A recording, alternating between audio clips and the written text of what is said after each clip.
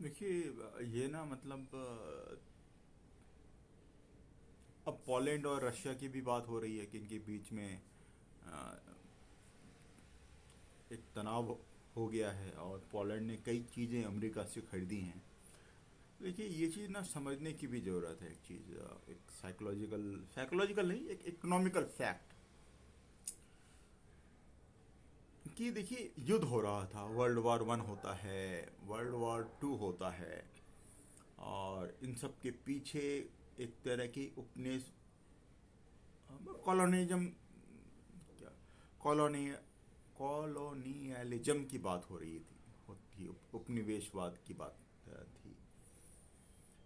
Right, फिर एक माहौल बना कि मतलब वर्ल्ड वॉर 1 वर्ल्ड वॉर 2 के बाद कि ये गलत मान सकता है देश की ताकतवर देशों की दूसरे कि कहीं पे जा कर के वो किसी को कॉलोनी बनाए।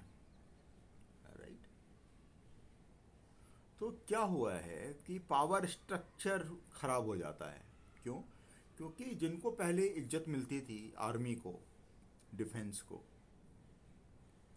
उनको वो चीज़ उतनी अहमियत नहीं मिलने लगी और उनका स्किल चेंज नहीं हुआ।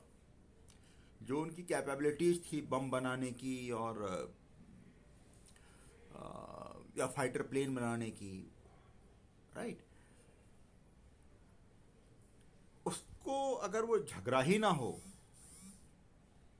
समझ रहे हैं,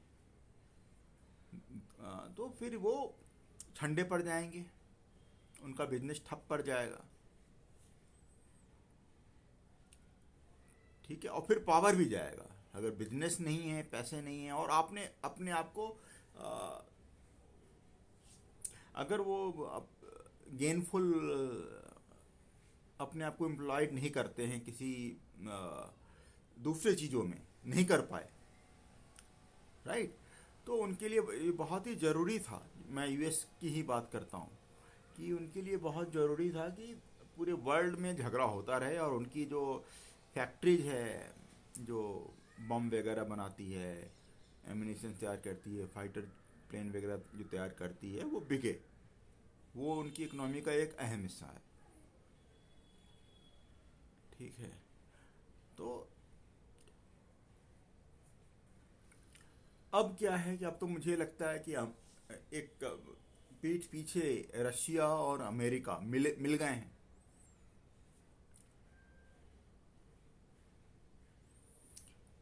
वो इलाज नहीं करना चाह रहे रशिया का। ठीक है, वो यूरोप के जो छोटे छोटे देश हैं, वो चाह रहे हैं कि वो आपस में झगड़ें और अपनी जो रिसोर्सेज जो उन्होंने अभी तक कमाए थे या फ्यूचर में भी कमाएंगे, लोन पे भी दे देगा वो फाइटर जेट वगैरह। ठीक है, तो ये रशिया कहीं ना कहीं अमेरिका को ही मतलब बिल्ड कर रहा है।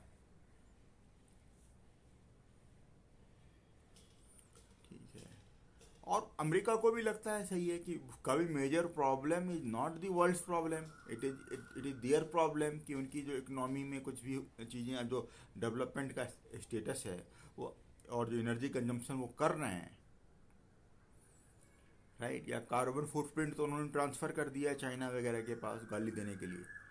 राइट, तो they are actually exploiting the whole world, right, big powers. ठीक है, और ये ख़त्म कैसे हो सकता है? ये ख़त्म सिर्फ इंडिया ही कर सकता है कि डॉलर चले ही नहीं और लोग अमेरिका को बोले कि हमें तहस नहस कर दो, तो देश इस बात को तैयार हो जाएगा, लेकिन हम अमेरिका से एक भी हथियार नहीं खरीदेंगे।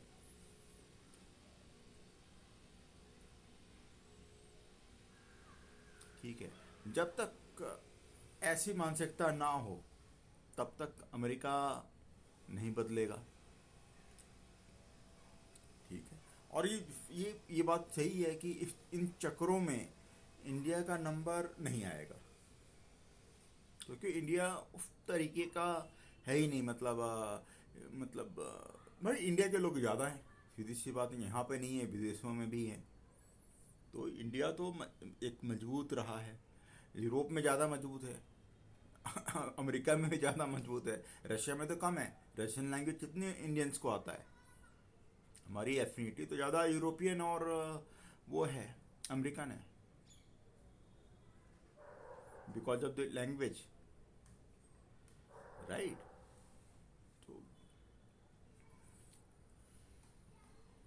तो लेकिन ये बात है कि इंडिया को उन देशों के लिए, इस चीज़ के लिए सिद्धांतिक रूप से डायरेक्टली खड़े होने की ज़रूरत है कि अभी तक तो इंडिया इनडायरेक्ट था, अब इसको India it food means indulge directly with his power, Russia से भी बात करे, अमेरिका से भी बात करे, राइट। देखिए लोग जो हैं, आप रशिया का और यूक्रेन का देखें तो ये एक्चुअली वो लैंग्वेज की प्रॉब्लम है कि यूक्रेन ने रशियन लैंग्वेज को थोड़ा सा मतलब डिग्रेड किया अपने एडमिनिस्ट्रेशन में, और उसी की वजह से रशिया ने अटैक किया कि हमें जितना प्रभाव मेरा था, मेरे लोगों का था, वो कम हो रहा है, ठीक है। तो ये एक ना मतलब जो हम देश देख रहे हैं ना, हमें एक्चुअली लैंग्वेज देखना चाहिए,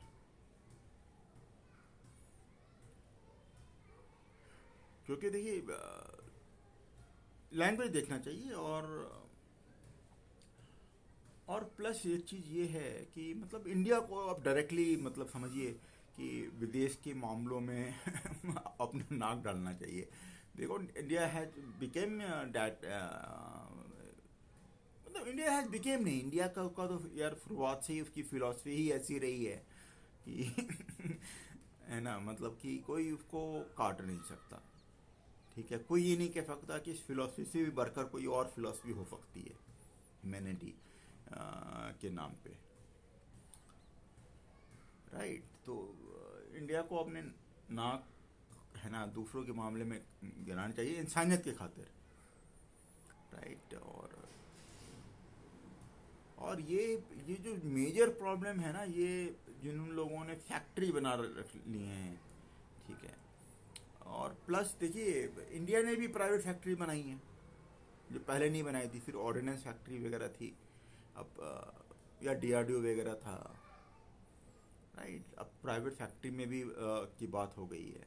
तो यार देखो मतलब इंडिया को ये चीज़ ना चेंज करने की ज़रूरत है, मतलब ये इकोनॉमी के लिए हमारे लिए तो ठीक है, लेकिन ह्यूमैनिटी के लिए ना मतलब हमारे कदम होने चाहिए कि यार why fight, why to fight, what's the need of to do the fight, why we are not ready to argue, why we are not ready to prove evidences,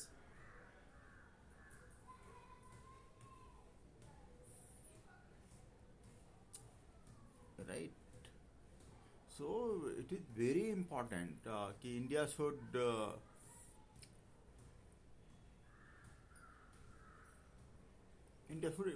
interfere in their matter out of dedication to the humanity, right. Because देखिए अब जो चीज़ अफगानिस्तान में हुआ मतलब यार वो तो कुत्तों वाला सीन हो गया है,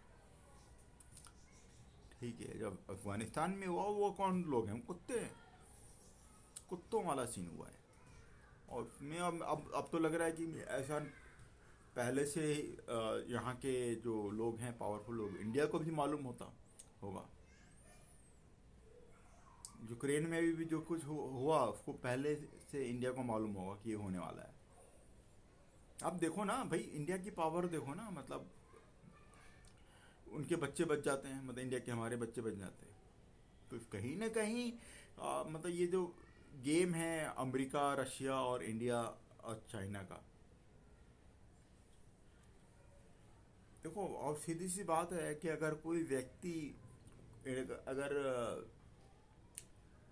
चाइना पे, चाइना को सिर्फ गाली दे रहा है और काम जारी है,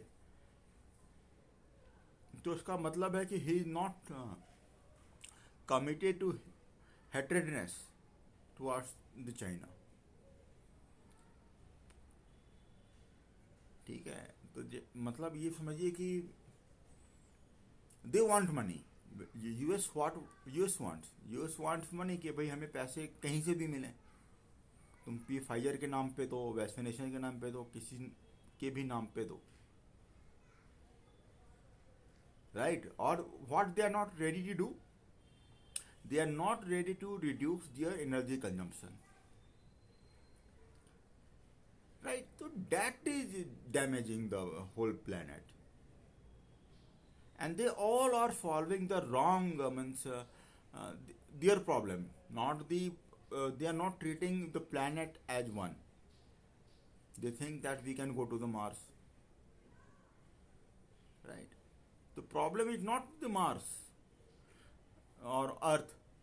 The problem is their attitude of the top executive, the powerful country, the most powerful country, which by default is USA. Right? They have they have leveraged their advantage, unfair advantage against the humanity.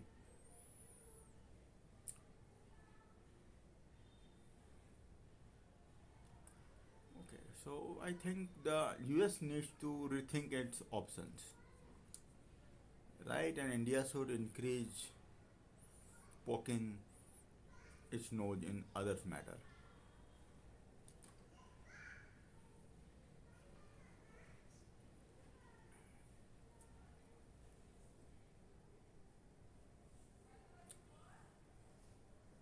मतलब ये वही बात हो गई कि जो कहते थे ना कि चाइना को तरबूज की तरह काटा गया है, अभी पूरे वर्ल्ड को तरबूज की तरह काटा गया है। ठीक है, और जो कि इंसानियत के खिलाफ है।